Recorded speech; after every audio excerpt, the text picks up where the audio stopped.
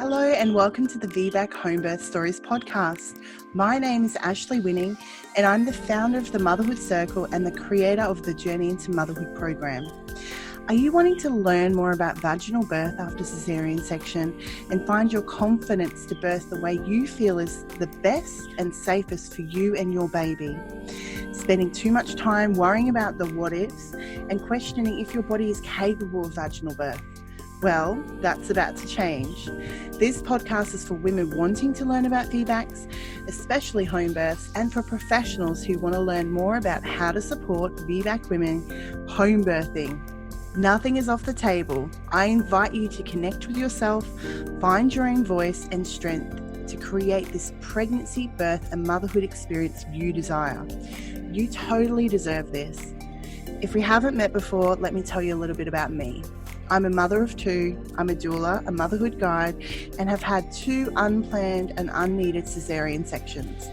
And I'm planning my first home and vaginal birth, so it'll be a home birth after 2 cesareans. I'm here to support you along your journey to discover and create your positive pregnancy, birth, and motherhood story. So feel free to reach out at any time if you want support. Now let's get started.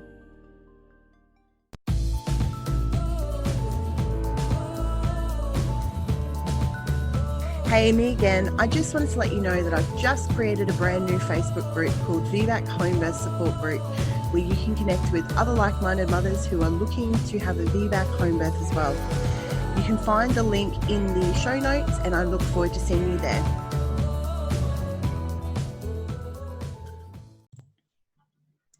Hello and welcome to another episode. I'm Ashley Winning, I'm your host and I'm also the founder of the Motherhood Circle.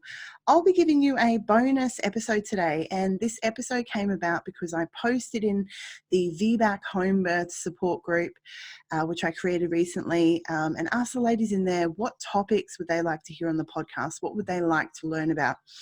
And one of the top responses, I'm not even sure if I put this in or if one of the other ladies had popped this in, was working through fears. And so I've been thinking a lot about, working through fears, and I've written down a load of notes that we'll go through this episode. And if you've got any questions, of course, send me a message or send me an email. But I wanted to thank you so much for listening to this podcast.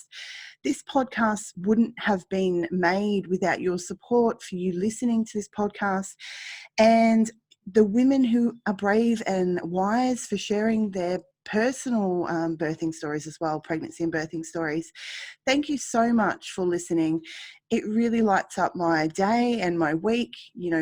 Every week I record a new episode, so I take the time out of my pregnancy to sit down with a woman and hear her story and share it with you ladies. And it is such an adventure, such a wonderful blessing that I created this podcast. And I'm so glad to have so many women listening to this podcast so far.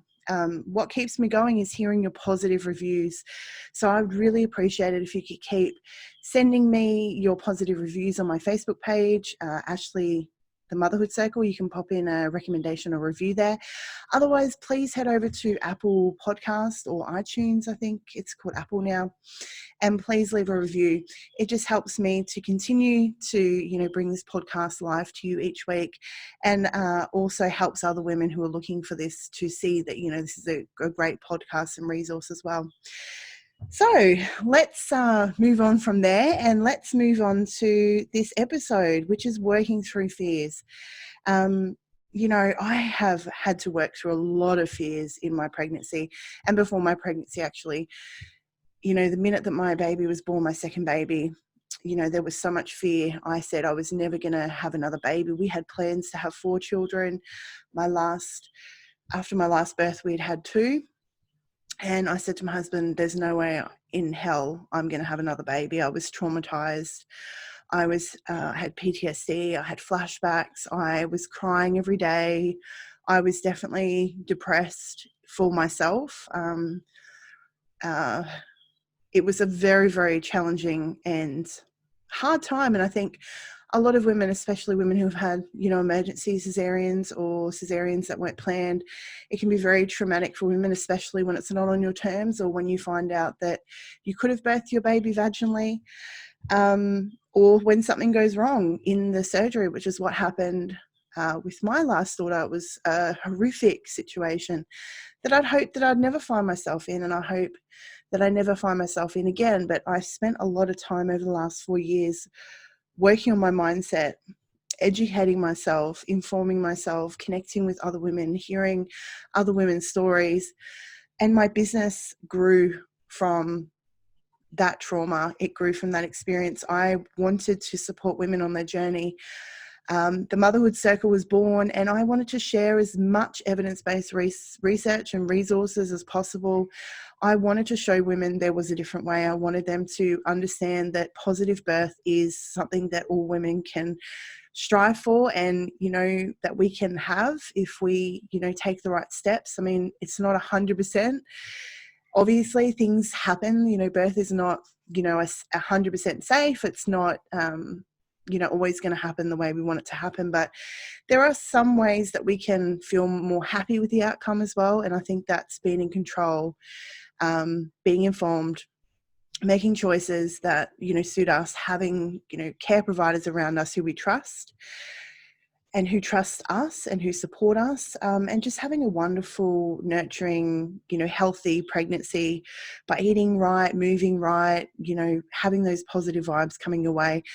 I can say 100% my pregnancy this time, which is on my terms, and I've taken full control of this, and I've got amazing people supporting me.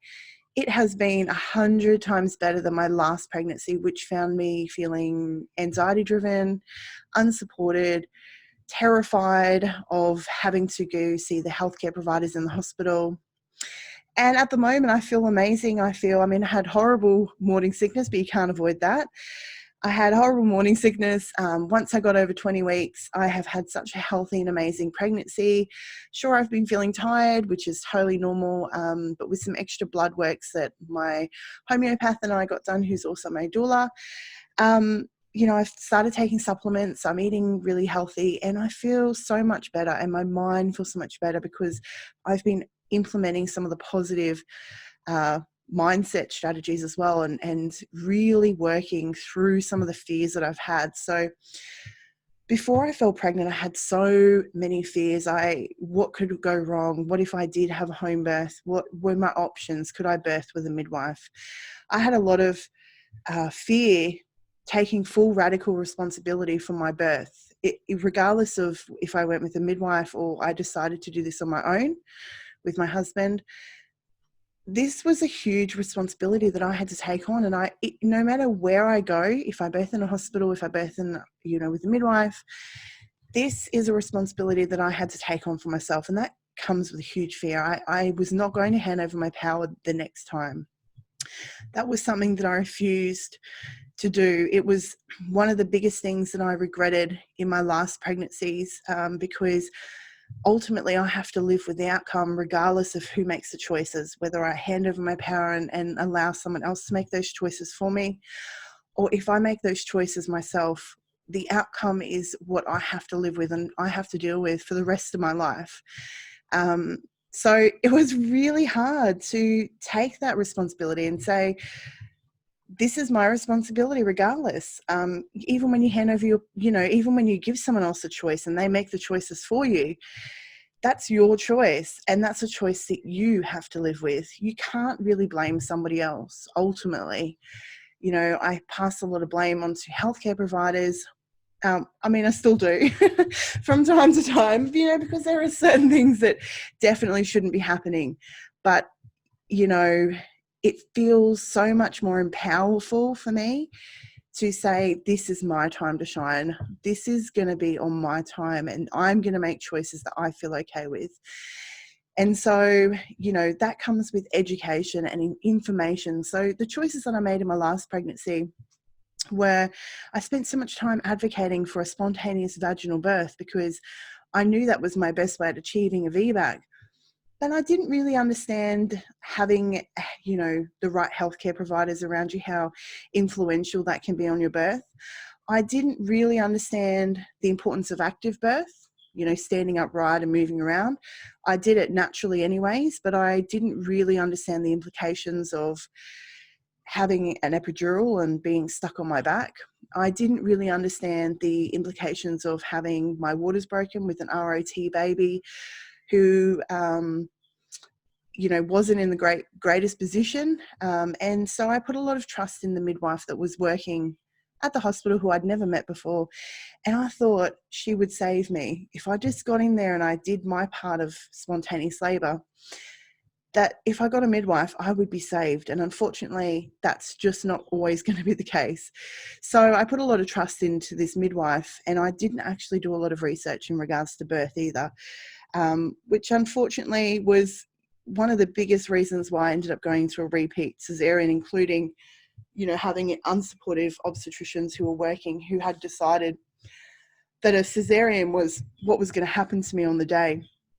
And I remember going into spontaneous labour the day I was in labour in that morning. And I remember the fear just came over my body. I'd never really been fearful outside of having conversations with, obstetricians at the hospital who would put the fear of God into me about dead baby, big baby, this baby, that baby, you can't birth because you're fat, la, la, la, la, la.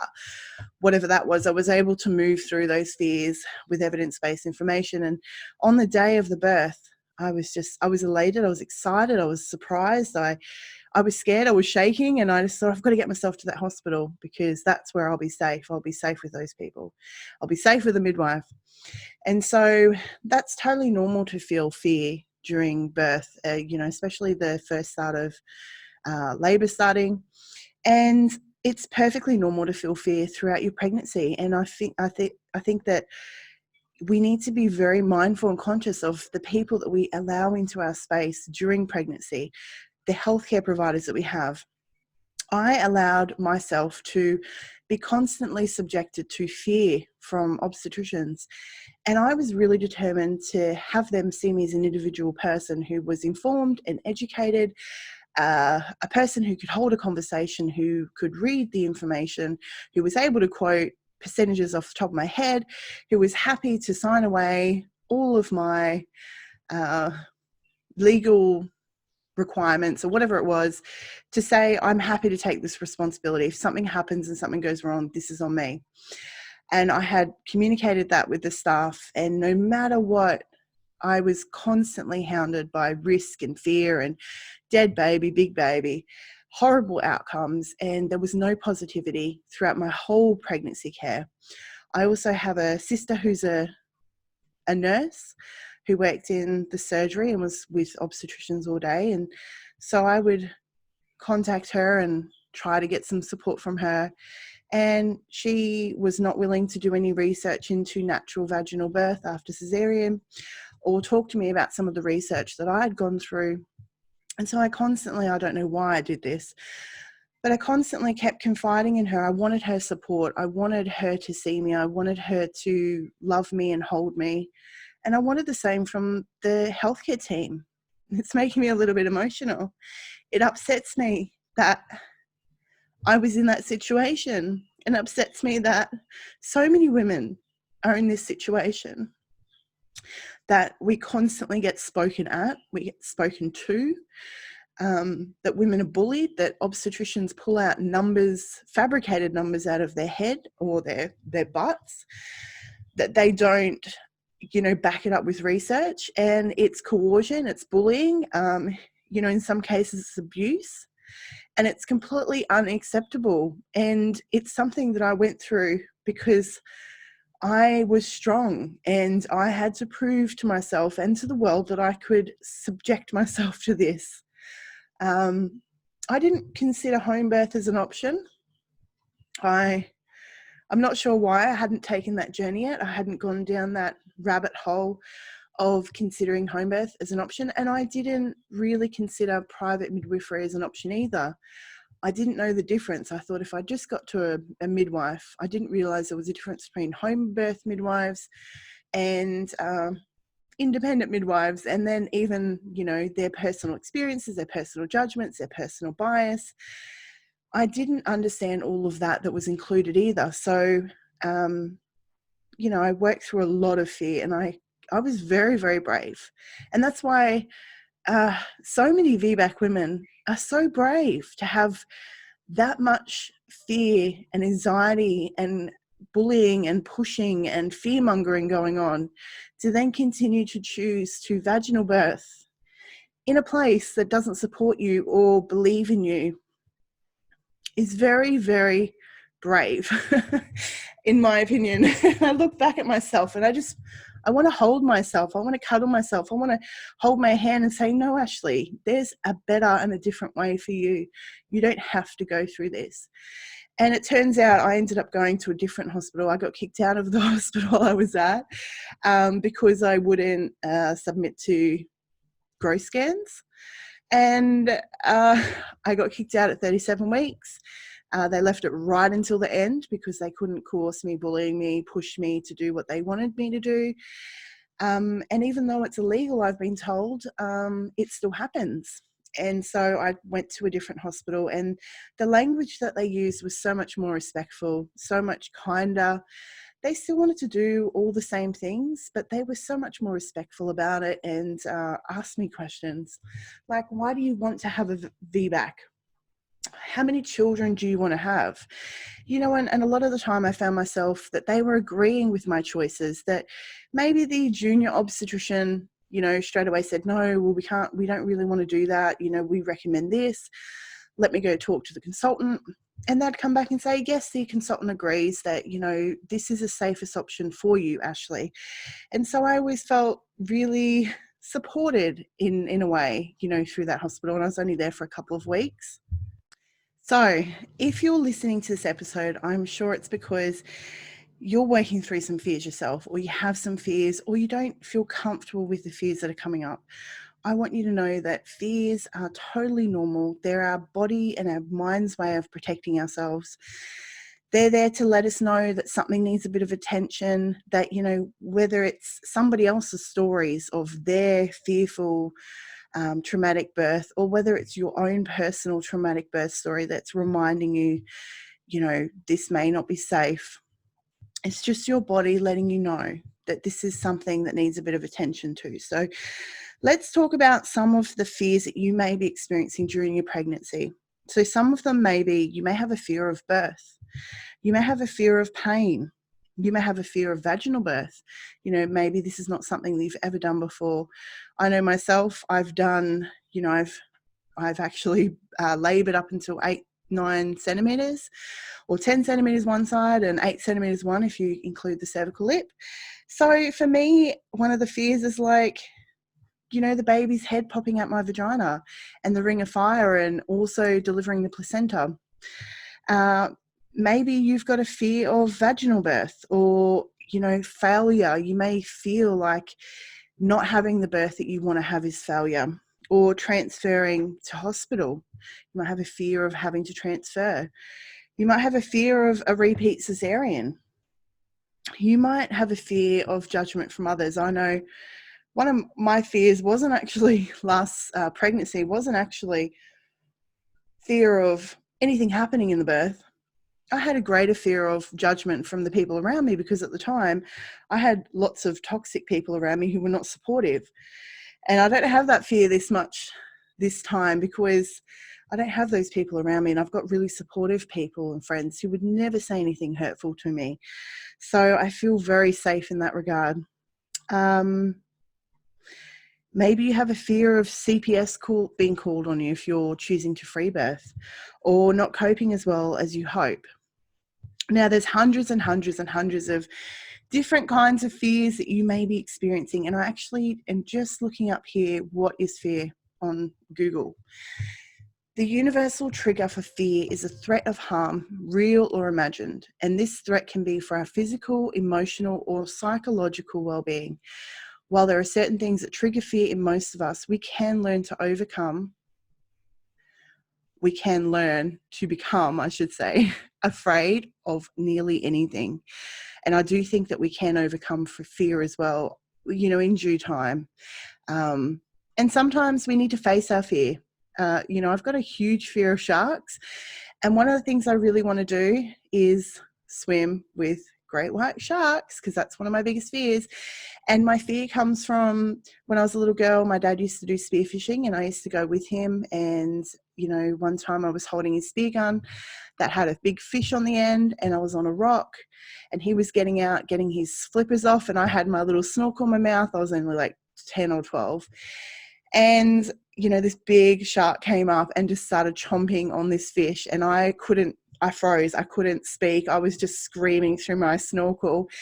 And my dad was like, be quiet, calm down, you're being silly. And he didn't realize there was a big shark eating the fish. And I just was screaming.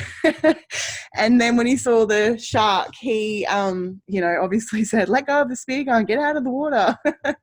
And we had to go home and tell Mum that we did catch a fish, but a shark got it. So, and then I've had a few other shark encounters. I spent a lot of time in the ocean, but it probably kept me away from the ocean for quite a few years. But lately I've been going in there, and I kind of just remind myself that it's okay. I've survived this before. I'll survive it again.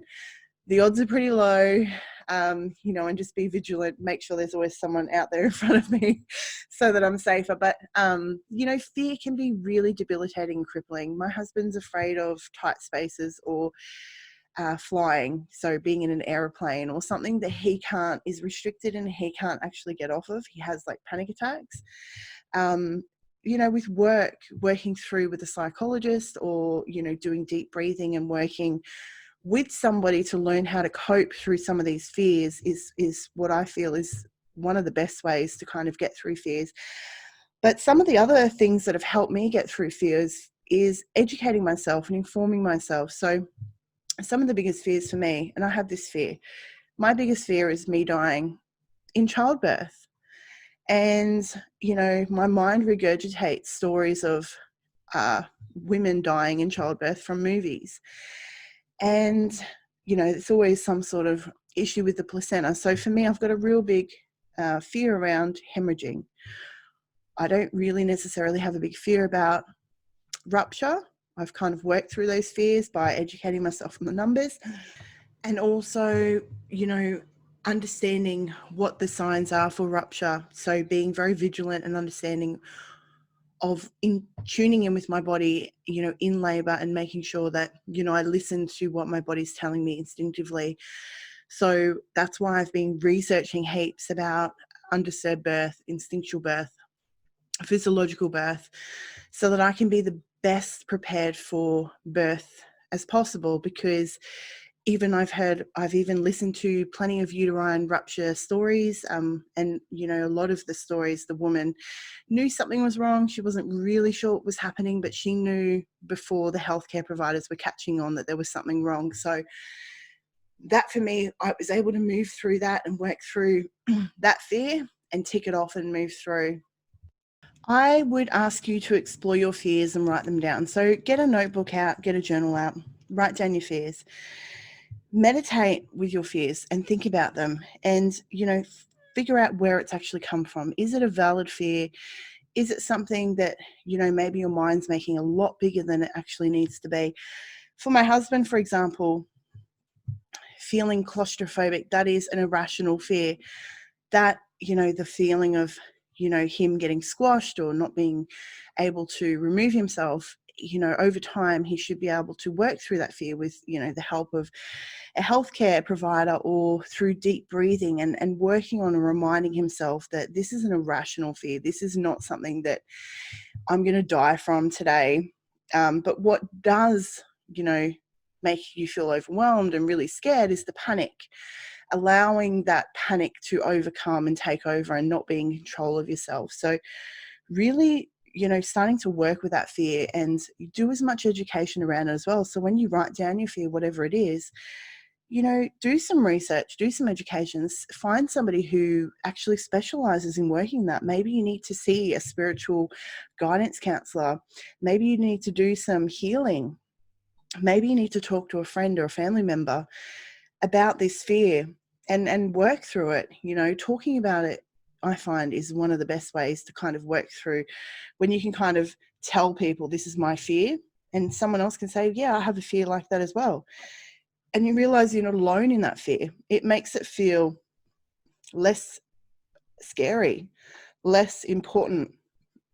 And when I hear it about people talking about fear in their labor and fear in their birth. And I think, okay, great. So it's okay for me to feel fear.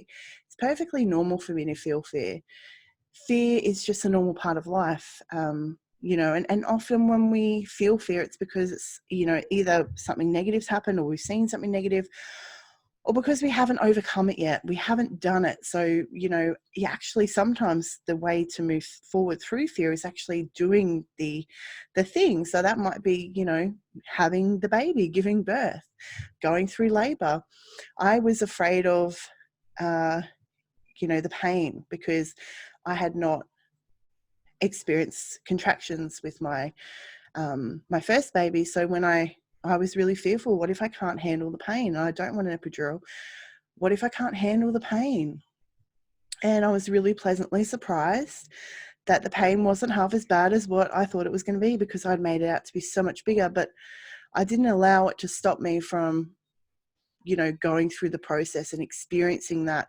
And I can honestly say that part of my labor, where I was undisturbed and left alone, was one of the most powerful, happiest times of my life, where I connected with my body and I felt so strong and in love with myself, so in love with my beautiful body for going into spontaneous labor and, showing the world that I can do this on my own. I don't need help. It was just such a powerful experience for me. So working through my fear has been such a powerful experience for me to do. Understand that it's okay and perfectly natural to feel fear. Some of the tools that you can use to help you get through some of that while you're pregnant, or, I would recommend doing these while you're pregnant and then start working on them after. So that when you are in labor, if you do start feeling fear, you can turn to them afterwards as well, or during your labor. So positive affirmations, having some affirmations that really resonate with your fear. Meditation, so doing some meditating, deep breathing, creating a safe birthing environment where you will feel safe. So, making it very comfortable for you, so you're very safest in that space. Inviting people in where you don't feel judged by those people, where you feel nurtured and loved, who are going to support you. Talking to those people about your fears, your midwife or your doula or your friend or your mother, whoever it is, someone who is a safe person to talk to. And don't allow negative birth stories or people into your mind, in your safe birthing bubble, and that means reading only positive birth stories or watching positive birth videos. If someone tries to tell you about a negative story, just cut them off and say, thanks so much, but I'm only after positive birthing stories for the time being, and just cut them off and move on from that story. They don't need to pollute your mind with their fear-mongering or their need to, warn you about something. That's their fear and their issue that they're trying to get out. You don't need to worry about that. So I hope some of these tips and some of my story as well can, help you work through some of your fears. I would love to explore this a little bit further as well. So come into the Facebook group, the VBAC Homebirth support group, and come and share us in conversation around working through your fears, how you've worked through your fears, what you find has helped you the most. What are some of your biggest fears? What can you do? Let's break it down and work together and see how we can support you to work through your fears. We all have lots of fears. It's very natural and normal. And, when you're birthing, if you do have, a fear of something while you're birthing, that's totally normal and okay. Ultimately, with your amazing team around you who already knows you and knows what your fears are, if fears pop up, you can just say them out loud if you want to, acknowledge them, and eventually you will birth your baby. And that's part of what will happen. I hear so many women, sharing their stories and say that they had such, a fear wave wash over them in transition time usually. And, that's usually transition, you have a bit of mini freak out and you move through it. And then afterwards you say, I've done it. I've birthed my baby. However your baby's born and, is birthed into this world, you will overcome this and you'll work through it. So come and share your stories and let me know what you thought about this episode. I would love to connect. Thank you.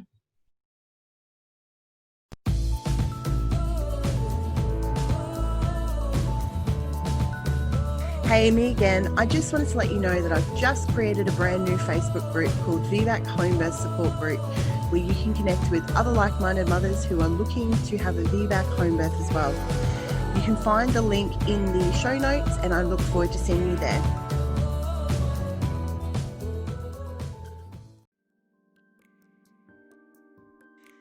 Thank you so much for listening to the VBAC Homebirth Stories podcast. I hope that this episode has helped you take another step to finding your voice and confidence in your VBAC journey. If you enjoyed the episode, please take a second to rate and review. Each review helps us to help more women to find out more about VBAC Homebirth, just like you. Don't forget to take a screenshot, share it to your Instagram stories, and tag me at the Motherhood Circle. See you next week.